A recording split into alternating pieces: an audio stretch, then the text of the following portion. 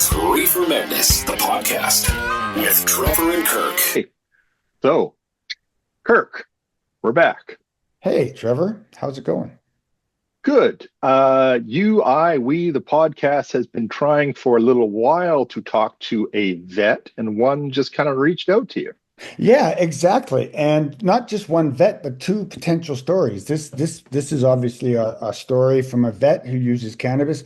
I will have another one coming a few weeks later about a practitioner in Edmonton that also uses cannabis with pets. But yeah, this episode, Trevor, is really for dog owners, especially the YouTube version. Dr. Kevin and I talked for about 35 minutes. And that full interview will be found on our YouTube channel. This audio broadcast that we're going to do here, we're going to focus mostly on the cannabis conversation. Okay. So this is Dr. Kevin. He's a vet. He does telehealth and cannabis, and maybe we'll just let him introduce himself. Yeah, let's get into the interview, and we'll come out. Yeah, I am Dr. Kevin. I'm a veterinarian based in the U.S., in particular on the central coast of California, and I specialize in longevity. Probably the only veterinarian in the United States that specializes just in how to help your pet live longer. And so I use a combination of telemedicine consults, prescription longevity drugs, and supplements proven over a 40-year veterinary career to help ensure that your pet lives their longest and best life. Yeah, and you're in California. Yep. And I did sneak at your webpage. Had a Okay. So cats and dogs mostly? Cats and dogs exclusively. Yep. And I ended up in California. I spent 20 years in Colorado, Larry, a few years in Montana. So I'm a little familiar with your neck of the woods. I spent a lot of time up in BC. Actually had relatives on Vancouver Island. And so, yeah, you and I have crossed paths geographically anyway. What parts of Vancouver Island are you familiar with? Just the southern end, just down. Yep. Yeah, and what neighborhood did you? I grew up in Victoria. I know the area very well. What neck of the woods? Oh no, shit! You're gonna pin me down here. My Uncle Mac grew up on the eastern shore of the island, about 50 miles north of Victoria.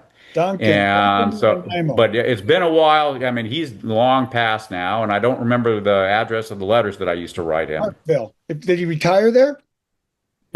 He was born there back in the day. He was of Scotch descent. His folks were loggers back in the day. Okay. And so, yeah, and then he ended up moving down to Santa Fe. But yeah, I think you're right. That Parkville area resonates with me. Yeah, the Mill Bay. I know the area well. When I grew up, we used to be stupid kids, but we used to run on log booms. We were kids. So we didn't get about nothing, right? We just run on the log booms, and then you get one of those logs that turns. You go, oh no, and then you jump back on the wharf. So yeah, I grew up. That was my end of the woods is the ocean. So yeah, very cool. Very cool. So a longevity veterinarian. What is that? Well. So let me start by saying what it isn't. I spent about 35 years in veterinary practice, in small animal clinical practice. And in my mind, in a lot of respects, at least here in the United States, Kirk, veterinary practice is broken. And so I ended up selling my practice back in 2018 to a fairly large company. And so I like you, I've been able to kind of pick and choose the next chapter in my life. And the needs of older pets has always resonated with me. There's a couple of backstories behind that. But I mean, older pets, just like the patients that you are familiar with in two-legged form, older pets deal with chronic pain, they deal with cancer, they deal with metabolic disease, heart problems and the like. And it's really kind of a specialized niche that most veterinarians, Kurt, do not have the time, do not have the knowledge to really solve. The veterinarians, at least down here in the United States, book typically on 15 or 20-minute intervals, and they're very good. And I speak as a member of that group. We as veterinarians are very good at reactively solving problems. So if you show up with a dog with a cut foot or a cat with an abscess or whatever, or porcupine quills back in the day when I was in Colorado. We can solve the heck out of that. But what veterinarians are not so good at, both from a time and a knowledge perspective, Kirk, is sitting down and chatting with you, not necessarily just about the next week or 2 weeks or 4 week of your dog's life, but how we address the next year or 2 or 5 years of your dog's life to make sure that we help them live their best and longest life. And that's where I come in. So, if I'm going to equate this to how I understand the healthcare system in human form, we have the sickness model, which is the medical model, and we have the wellness model, which is the nursing model. You are a vet, so in veterinarian world, is it mostly then sickness model, and you are on the wellness side? Yep, absolutely. Absolutely. Very cool. Absolutely. And what I found, as I imagine you have too, somewhere along my 35-year career, I realized it was a heck of a lot more rewarding and, in all candor, more successful if you and I try to look at problems before they occur, using proactive testing, using symptom-based or genetic-based understanding of our pet's health to really try to plot what diseases they're likely to run into and how best to avoid them longer term. It just makes sense on your side of the fence and it makes sense on mine. Well, it kind of makes sense if we just did that in healthcare everywhere, right? If Yeah. you go into your primary care clinic and they just drew your blood and figured out, okay, here's your genetics, here's what science says you're going to be predisposed to. All right, here's what we can do to keep you to live longer. But I used to have a boss that said, Kirk, if you solve a problem, you don't get any funding for it. So, could you imagine all the money that wouldn't be made if no one got sick? Yeah, and the hard part, to be honest with you, and I know that's said tongue in cheek on your part, but down here in the US, most veterinary clinics nowadays are actually owned not by a schmo like me, Kirk, but rather by a big corporate company, and the company that makes Mars candy bars is actually the single largest corporate owner of veterinary practices in the world. And so what happens is that the veterinary they get veterinarians fresh out of school, so they don't have an awful lot of practical knowledge. And then these veterinarians that are fresh out of school are told, listen, you can only spend 15 or 20 minutes in an appointment. Here is the list of vaccines that you have to recommend. Here are the medications that you have to use. And oh, by the way, your compensation, typically a new graduate veterinarian make probably 100K around here, but they also make 21 to 24% of the gross income for the practice. And so those veterinarians have a very clear financial motivation that many times is not in your pet's best interest. Let's just say that. Are you talking about algorithm, like following algorithms that then corporate algorithms? Yeah, yeah, a lot of, I mean, many of these larger veterinary clinics, the corporations hand these new vets essentially a glorified loose leaf notebook, Kirk, and in that is exactly how to treat a cat abscess. And from the anesthesia down to the injectable antibiotics to the fluids and the antibiotics to go home. And there are no clinical choices in that. In other words, if you and I look at one, on a cat abscess, I typically look at the pus under a microscope. Well, are they E. coli, are they coliform, or are they staph? Because I would choose antibiotics based upon that. But in the case of these corporate acquirers, the reality is they're just handed one antibiotic to use. Wow. And I just can't help but feel that that's not practicing the world's best medicine for your pet or mine. And so, as somebody, I'm 66 years old at this point, Kirk, and so I have the luxury of time. I have the luxury of doing things my way. I'm very much a relationship guy. I may not have been, the world's best veterinarian at any one point in my life, but I was a relationship guy. And if you brought your dog in, you and I'd give you a hug or a handshake. We'd sit on the floor. We'd talk about, the the manager. Who is it? Is it the Senators? What's your hockey team up there, man? Well, we got lots. Ottawa Okay. Senators, we got Montreal Okay. All Canadiens, right. Toronto. Well, See, one I was place gonna. where they bets. All right. Come Well, on, we'd sit buddy. and talk about We'd sit and talk about the senators for a few minutes, and Yeah, then we'd go ahead and talk about the pet's current health, and then build a plan, build a yeah, proactive plan. yeah. But that both the knowledge around that plan and the time to develop it, Kirk, are missing these days in veterinary medicine. So that's why I've developed this telemedicine concept. It works pretty well for my purposes.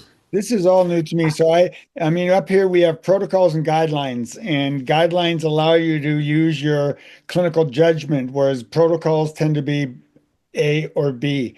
So now here I want to take a step backwards here. Only because I've done some deep dives into this on the human side. And when you say Mars bar, that's Quaker Oats or Kellogg's. Who owns Mars bars? No, it's actually the Mars Corporation, my friend. Mars But Corporation. they're not the parent corporation. They're owned by another. Because I'm thinking Philip Morris, because Philip Morris, cigarette guys, they started Uh-huh. they started buying into the fast food industry. So they own Oh, Kellogg's. They own a lot of the stuff. So what? yeah. And I did a deep dive, and I'm sorry I didn't prepare for this, but Philip Morris is using the same psychology they use to addict people to cigarettes. They're using it to addict people to convenient foods. So Yeah. is this happening in the pet world as well? Well, certainly there are some trade-offs in there somewhere, Kirk, because many of these like the Mars Company, for instance, they also own a couple of the largest pet food manufacturers in the U.S. That's where I was And going to go with so that. Right. yeah, Okay. Yeah. Yeah. absolutely. And so you take your 100-pound dog into the Yeah. vet and you look over in the corner and there's just a stack of diets that, oh, by the way, this company recommends that you use. Yeah. And, I think that there might be a better way for you and me to practice veterinary medicine for your dog's sake. Yeah, yeah. I mean, I have a 100-pound dog, but this 100-pound dog will run and run and run and run for hours. He's 100 pounds because he's a big, muscular dog. When they're chasing each other down the my dog, because he's a big dog, he's off leash a lot, and I have a lot of places, and he is very comfortable off leash, and I've trained him. He's well trained. He comes to me 95% of the time. Um, but when he's powering down at me, that's 100 pounds of mass coming at me. But hey, let's slip in, since we're a podcast on cannabis. You did approach me and said that you do use cannabinoid therapy. So do you want to dig into that a little bit? Yeah, I do. And I'm not going to pretend to have your level of expertise, but CBD is clearly a natural supplement that is both very popular and very safe. And so, right now, I mean, as somebody who lives in California, Larry, you can find CBD on every street corner. Every gas station, every convenience store carries their own brand of CBD. Now, the question, of course, is how many of those have contaminants? What is their purity? And there are some interesting studies around that. But setting those concerns aside, the reality is that CBD in my line of work has three primary benefits for patients like yours. One is the fact that it's been proven categorically to reduce seizure episodes. And epilepsy in dogs is a very common problem, especially in large breed dogs. Secondly, it's been proven to help dermatologic problems, and especially skin itch. And if you were in my line of work, you would know how many pets walk in the front door of your veterinary clinic each day with itch. And then the third component to it is pain management. CBD products have been proven to improve not only pain, but also to reduce inflammation within the joints. And so when you combine these problems, now I'm not saying that seizures are as common as itchy pets or painful pets, but if you and I can use a natural product like CBD to benefit the majority of pets, which include the itchy pets or the painful pets, why not? What is the downside to that? And so I many times use CBD as standalone therapy in early stages of disease, but longer term, I use it as integrative therapy in combination with allopathic drugs and many times rehab therapy in the case of painful pets.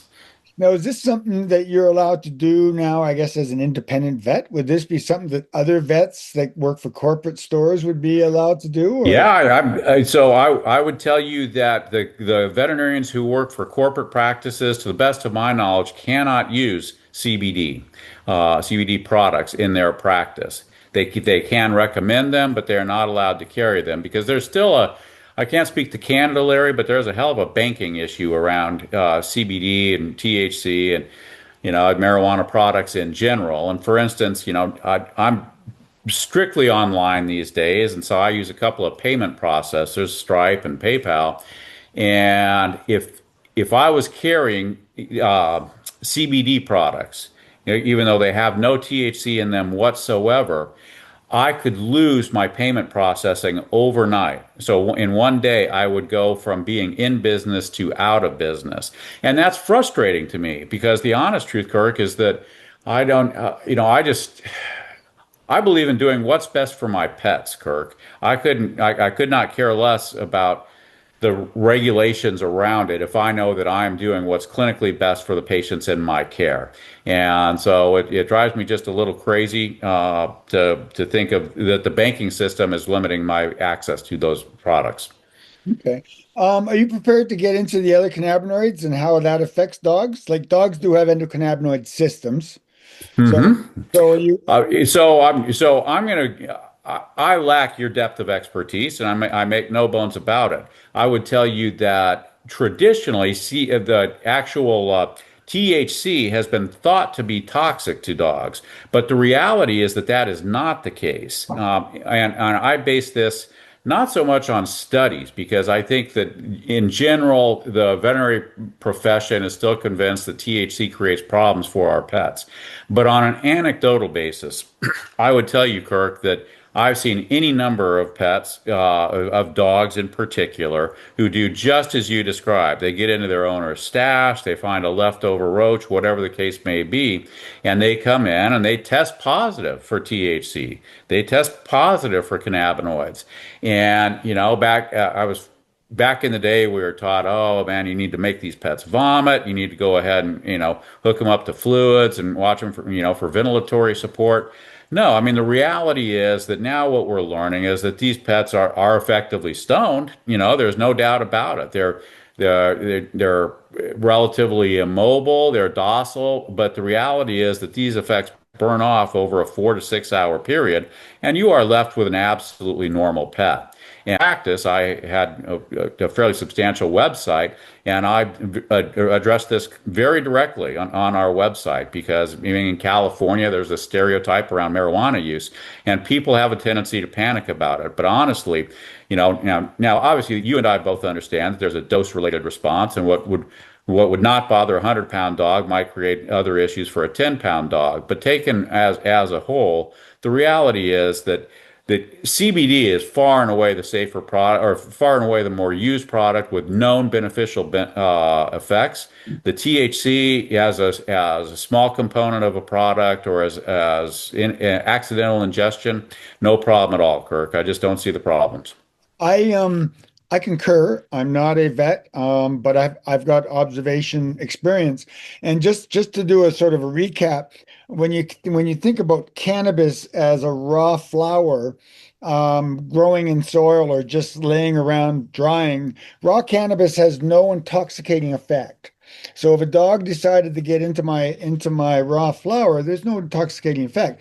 Now, if a dog chooses to get into my cookies or my brownies or my baked goods, then you've got a decarboxylized cannabinoid, which has an intoxicating effect. And my dog, River, the dog in the background, I was making my cookies and putting them away. And River has been known, because he's big enough, he can put his head on the counter, that he's been known to, check out the counter food. So parents have been trained properly now. Counter food is put away.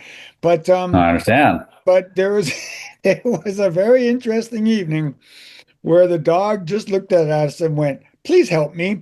And he was blasted. Absolutely. He was literally leaning against the wall, and he looked like a drunken sailor walking the wharf. And I knew, I intuitively understood that I don't think I'm going to lose my dog tonight. My wife requested me to phone the veterinarian helpline, so I did, which out of respect for my dog. And yeah, it was a watch and learn, right? So I too agree with you. I don't believe anything in a cannabis plant would harm a dog. But then again, chocolate harms dogs, grapes harm dogs, they get into the kidneys. So I don't know if there's any science out there that says cannabinoids affect the kidney. To the best of my knowledge, no. And let me just address those things in passing. There is certainly the old wives' tale around chocolate, and I'm going to tell you that in large part it is an old wives' tale. It's just simply a dosage per kilogram basis. I mean, the reality is that River at his 50 kilo size can eat an awful lot more chocolate without any problems than a He 5 or would. 10 He would kilo like to. dog. He would like to. Yeah, well, I will tell you that I had a 55 kilo Bernese Mountain Dog at one point in my life. His name was McGregor, named after, ironically, the uncle that originated back up on Vancouver Island. Well, I was going to say to you, that's a very popular breed in the Northern Island, part of the North. Okay, yeah, Very yeah. popular breed. And so he got into, I don't know if they sell them up in your neck of the woods, but down here they sell Hershey's Kisses. They're little foil wrapped Yeah. pyramid shaped chocolates. And he got into a 1 pound bag around Christmas time, and all he did, Kirk, was he just shit green and red and silver foil for a week. He never looked back, never had any other health issue.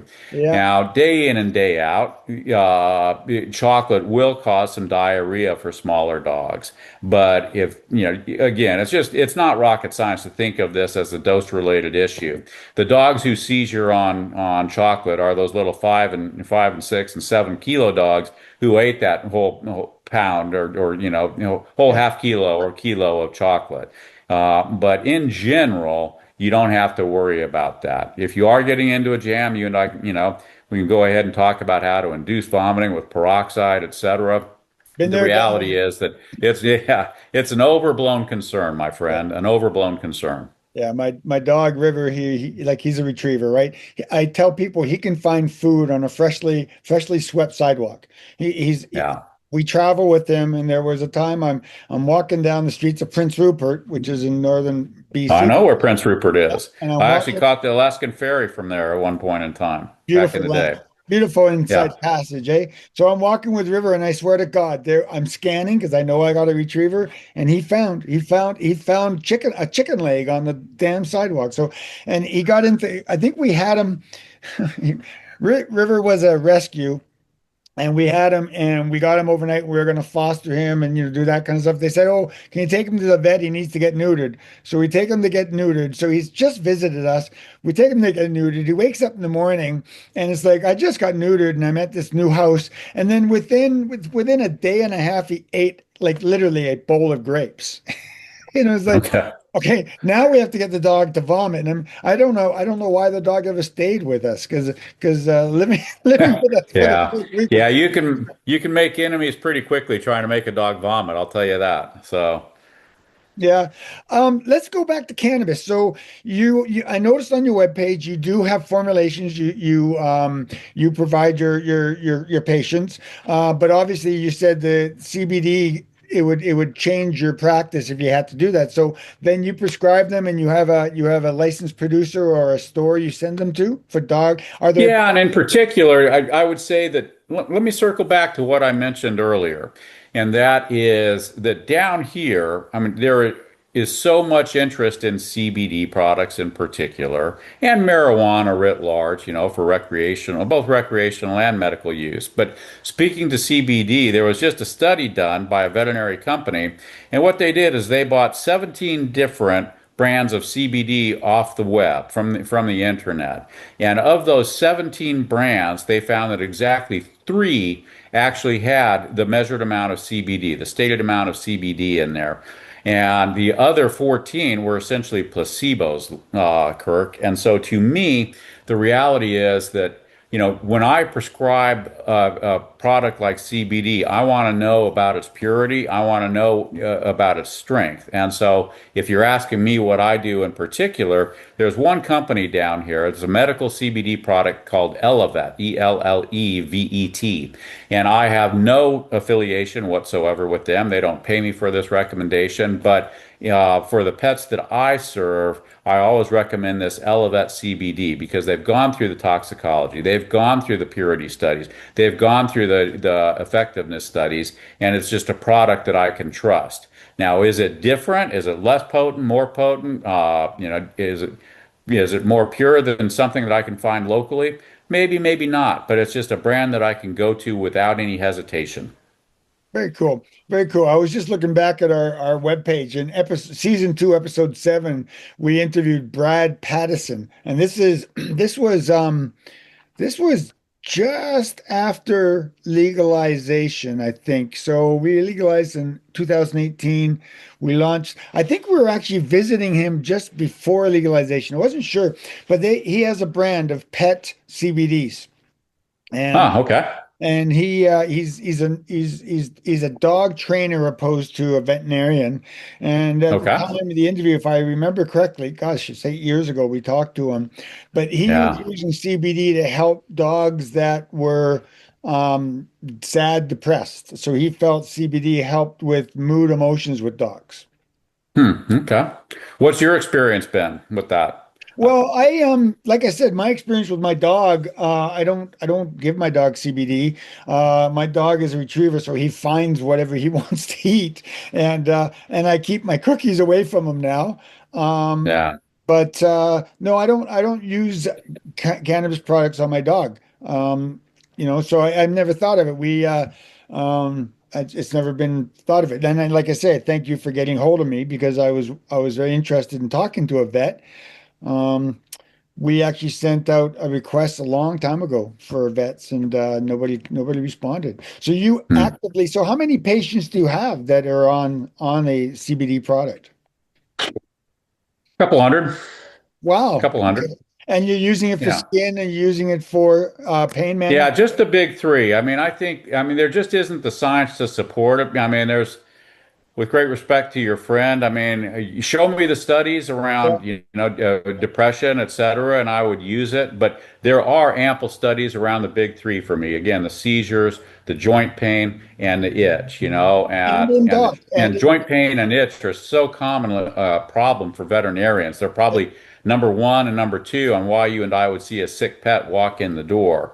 And so, yeah, I'm very much an integrative veterinarian. I believe in herbal therapy across the board, and CBD is a great choice for those patients. Now, it's interesting, at least in my line of work, I do have people, Kirk, that come back and say, "Listen, I'm just not interested in using, marijuana, quote unquote, on my pet." And sometimes when I sit down and chat with them and explain the difference between the various cannabinoids, sometimes they listen and sometimes they don't. But the reality is, it's my goal as a practitioner to give folks the very safest and the most effective approach to solving their pets' health problems as possible. And CBD is a large part of that. very cool. Very cool. Is there any questions I didn't ask you about cannabis products with pets? And this is dogs and cats? Like you use them both? Cats are so darn finicky. I would tell you this, Kirk. I've never seen a cat come in for marijuana toxicity or suspected inadvertent poisoning, quote unquote. And so, they're just so finicky that they don't put anything in their mouth. So I'm going to limit my discussion to dogs. Now, Okay. having said that, I mean, this Elevet company that I spoke of, they had just introduced a cat line, and so my gut feeling is that the same indications would benefit cats, the joint pain, especially the itch. You don't see as many seizuring cats. Epilepsy is much less common in them. But the reality is that, again, I'll use whatever you can prove to me is safe and effective, I will use in the patients in my care. Okay, well, I'm just gonna duck back to what you said. So you have dealt with dogs with THC toxicity. You've dealt with it, and Yes. it's just observational support. Yeah. Yeah. Yeah, Okay. absolutely. If they get really depressed, are going to go ahead and throw a catheter in their arm and go ahead and support them with lactated ringers and the like. But the reality is that, as you found out with River, I mean, generally it's just, it's just He's you not. just have to let it burn off, man. You just have Yeah, to let it burn off. yeah, and feel for the poor guy. Yeah. It was quite an entertaining evening. And I mean, I love my dog dearly, but it was an entertaining evening to watch him go through that. I don't think he'll sniff out that again. So anyway, sir, You might be surprised. I would tell you that, again, I'll refer to my time in Colorado, and you'd have one dog go out and just get lit up by a porcupine. They'd come in with 120 quills in their face, just big whiskers on both sides. And you'd think, oh, there's no way in hell that they're ever going to tangle with a porcupine again. But 2 weeks later, they'd be right back in the clinic for another set of quills. And I think Kirk, that dogs being dogs, they just think, oh, I've got this figured out, man. Next time I'm going to kick his ass. yeah, But yeah. sometimes it doesn't work out quite as well as they think. I'm almost, So. it's like squirrels. Like I said, River's off leash a lot. And I still believe he believes squirrels could be his friend. When he's chasing squirrels up the tree, I don't think he's looking to eat them. I think he wants to play with them. Come on down here, let's play. So Maybe. one thing I'm going to mention, for the sake of your listeners, is I'm in business. I run a website called www.helpingpetslivelonger.com, and that's exactly what I do. Not only with CBD products, but also with prescription longevity drugs, and throwing in a consult or two. And for your listeners, Kirk, I also have a website, just a one-pager, freevetcall.com. www.freevetcall.com. Good from the US, good from Canada. It's just simply a link to my calendar. And if any of your listeners have questions about their pet's health, they're welcome to set up a consult appointment for me on freevetcall.com. There's no charge to it, and I will help you guys however I can. Like your web page, I mean, I have, gosh, I'll bet I have 200 pages of content, Kirk, that are all centered around pet longevity. Whether it's a dog or a cat. Cats are prone to XYZ disease. Dogs of river size are prone to some orthopedic and cancer issues longer term. And so, regardless of folks who are looking to spend money on a consult or just simply looking for free educational materials, they should be able to find whatever they want around pet longevity on my website. Fantastic. I appreciate that. Thank you for getting hold of me. Let's stay in touch over the years and see where this takes us. Kirk, I really appreciate all your time and knowledge. I know what it's like. I'm tiptoeing into this podcast world, so I know exactly how much work you put in behind the scenes. Your listeners are very lucky to have you in their corner up there. Thank you very much. I appreciate that. Be well, my All friend. right. Okay. Have a good day. Bye now. All right. So coming back out, Kirk, I guess my big summary from this is his three big CBD things for pets, and he seems to focus on CBD and not just pets, dogs, seizures, skin itch, and pain management, especially sort of joint inflammation. So interestingly, other than the skin itch, those really jive closely to the human world. Yeah, very much so. It's funny, do you remember back when we talked to the fella at Expo in Winnipeg, 2000, Many years ago now. many years ago, and he was using it for anxiety, CBD and anxiety. But this was interesting. I found Dr. Kevin to be an evidence-based vet, a self-described longevity vet. And as I said in the opener, if you go to our YouTube channel, he talks a little bit more about the longevity practices he has with the dogs. I enjoyed sharing stories about my dog River. Now, I keep referring to River as a retriever. Well, River's a black lab retriever, Labrador retriever, but black lab with a little husky cross. So he stands what, maybe 6 inches, maybe a foot taller than most black labs. So he's a big dog at 100 pounds. What stuck out in this interview for you, Trevor? What came out of way for you? One of the pearls. Now, this is not a, go give your dog a gummy, but maybe because we've all heard THC bad for dogs, and we're not saying, and you and I are not vets, and neither of us are saying go give THC to your dog. But it was interesting that he sort of stressed it might not be as toxic or dramatic or as big a deal, especially for a bigger dog, than we might have been led to believe. You're talking about CBD here. No, THC. When THC. Yeah, yeah. THC intoxication. Yes, that's that correct. That's one of the things that came out with some of the myths.